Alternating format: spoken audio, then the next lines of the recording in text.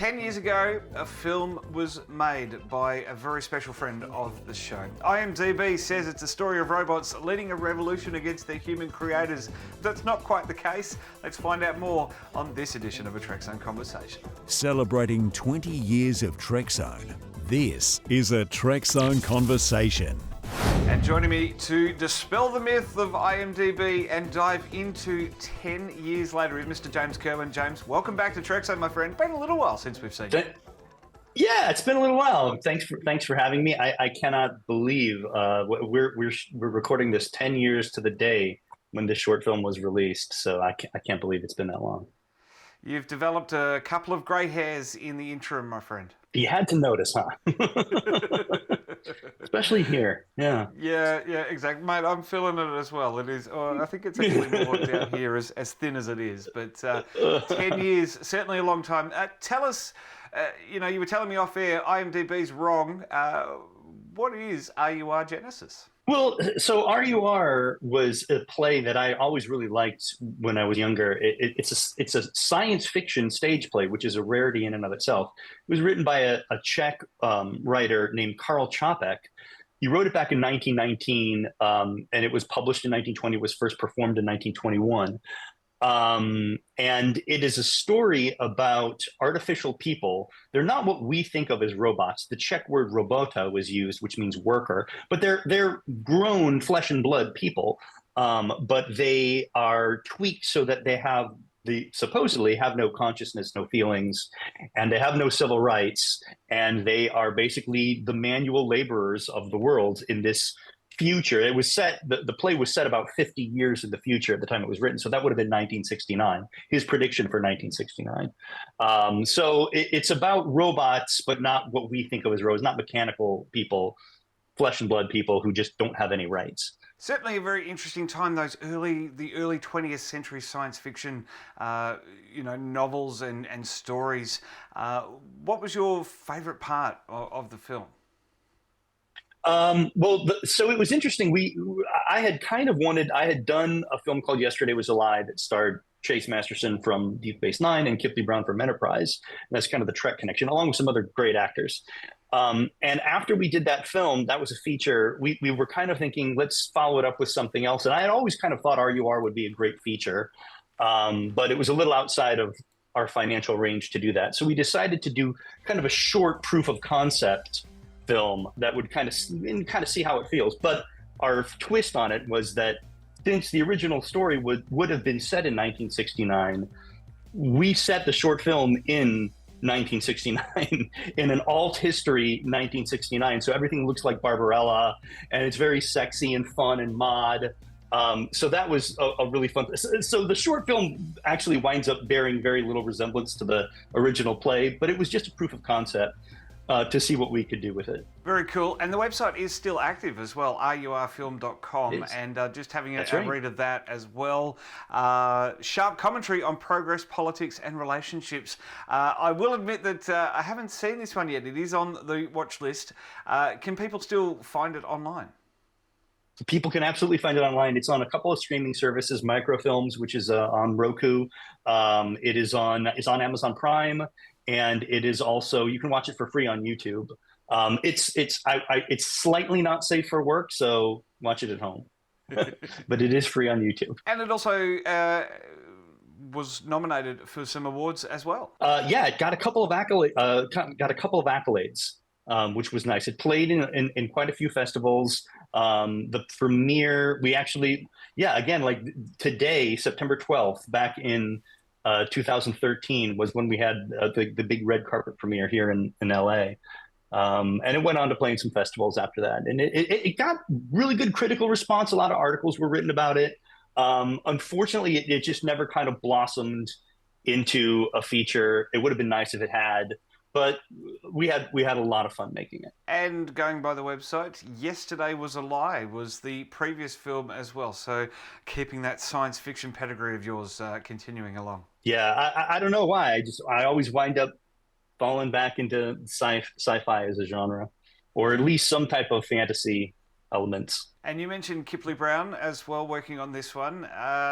There is the next step for you, and how I got to know you was moving on to Star Trek Continues.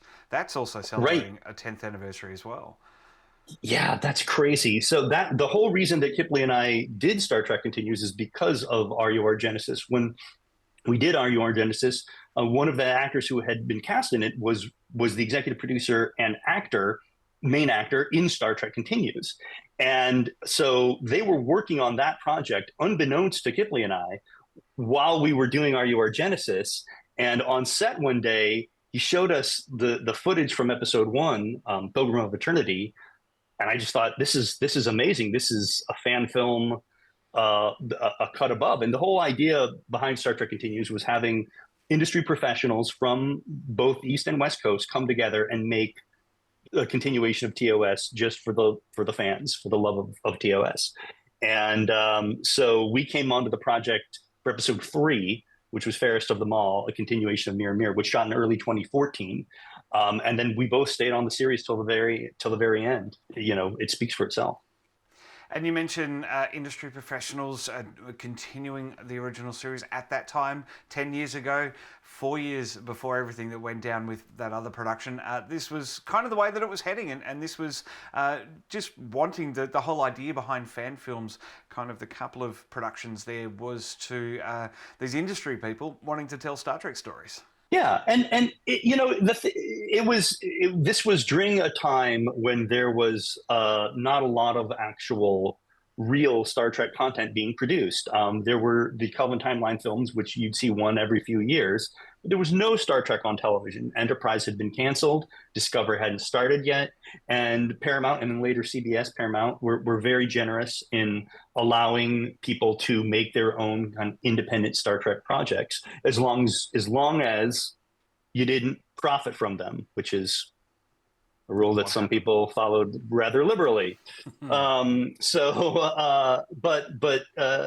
that was the idea, and it was cool and it was fun. And look, it was always, I'm not under any misgiving. I'm not under any impression that Star Trek fan films, whether it's Continues or anything else, are like the greatest thing since sliced bread. I mean, they were low budget.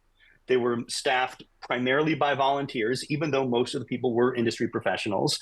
We didn't have a lot of money. We didn't have a lot of time. We did it for fun. And I'm proud of what we did.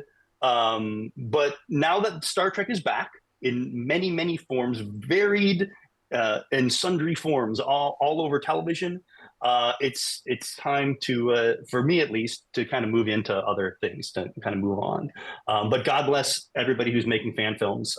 Their heart is in it, and it shows. Absolutely, and I think it's really unfortunate the way that fan films eventually degenerated, I think is the right word, especially with that production. But Continues also wasn't immune either, unfortunately. Yeah, unfortunately it wasn't. And the situation that happened there, it's not my place to go into, but my heart goes out to anybody who was hurt. No one should experience any type of unwanted behavior or trauma, whether it's in the workplace or anywhere. And some of the people who did were very dear friends of mine, and most of the women I don't know, but I think I speak for most of the STC crew that we feel terrible for that, and wish we'd known then what we knew now. And like you said, there's also the collateral damage from it, because STC was made by a lot of people who came together, a handful of us who worked on it pretty much full time over the years, and then dozens or hundreds of people who worked on it over time. And we all should be very proud of what we did. But you're right, unfortunately, there will always kind of be that asterisk next to it. Yeah, absolutely. An unfortunate asterisk, though it may be. Let's bring it back to R.U.R. Genesis. I'm just looking at the website as well. There is a feature, there is a featurette, and there is also a soundtrack available as well. Yes. There's a cool featurette that we shot about the making of the short. And then there's a soundtrack album. Mike Avenane, who did the soundtrack for it, he also did the score for When the Train Stops, a short film that I more recently did with other Trek veterans, Michael Forrest, Rekha Sharma, John Delancey. I tend to wind up working with Trek people a lot, I guess. But Mike did the score for that too, and it's a great soundtrack album. I absolutely love it. You can get it. You can get it on iTunes or anywhere. Fantastic, James. Well, is there anything in the pipeline for you at the moment? Working with some more Trek actors, doing another independent film? Yeah. Well, so right now, obviously, as everyone knows, the industry is effectively shut down because the actors and the writers are on strike for very good reason. But prior to the strike, we did begin development on a new feature. One of the stars of the feature will be Rekha Sharma, who was in Star Trek Discovery, and we've got some other great cast members as well. It's called Contra Coup. We're still in development on it. We're still putting the financing together for it. Like I said, everything's kind of come to a halt because of the strikes. But hopefully, when those get resolved, whenever that may be, we can move forward with that project. So people can check that out online too. And a very interesting point too that you mentioned, of course, the strike continues for the writers and the actors as well. We're not crossing a picket line here, are we, by discussing R.U.R. Genesis? No, and I'm not in SAG. So although I 100% support them, and I certainly would never want to cross the picket line, R.U.R. Genesis was produced under a non-struck contract. It was produced under a SAG New Media contract, which is not one of the contracts that is being struck against. So even if I wasn't in SAG, even if I was in SAG, I would not be crossing the picket line by talking about it here. Picket line crossing, of course, raising its head in the headlines recently with Drew Barrymore's talk show. So I just wanted to mention that in there. Just an incredible time at the moment. Before I let you go, James, let's talk about that. It's just it's an incredible time where these writers and actors are fighting to get a fair share of the pie. I would say what they're fighting for isn't even a fair share of the pie. It's less than a fair share of the pie. What they're asking for is nothing compared to what the middlemen studios are making, and it's not just that. It's the unfair differentiation between streaming and broadcast and cable when it comes to residuals and royalties. It's AI. It's the idea that AI can suddenly be used to replicate people or people's work. All of these things seem like incredibly reasonable asks. They're not out there. They're not crazy.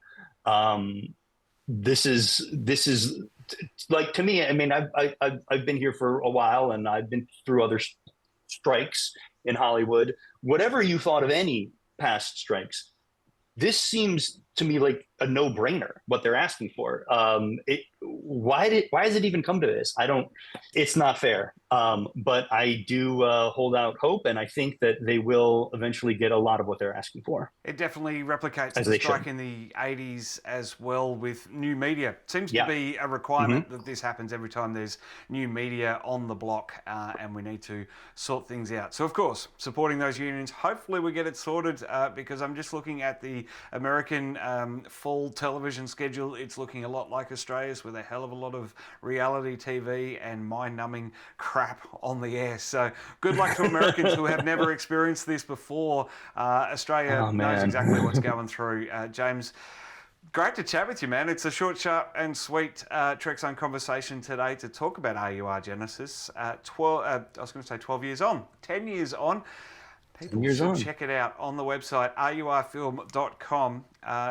Yes. Final word on that, James. Why should people drop everything that they're doing and check this one out as soon as they can? Well, I certainly would not ask you to drop everything that you're doing, but if you have 6 minutes to spare, it is a short 6-minute sizzle reel, so to speak.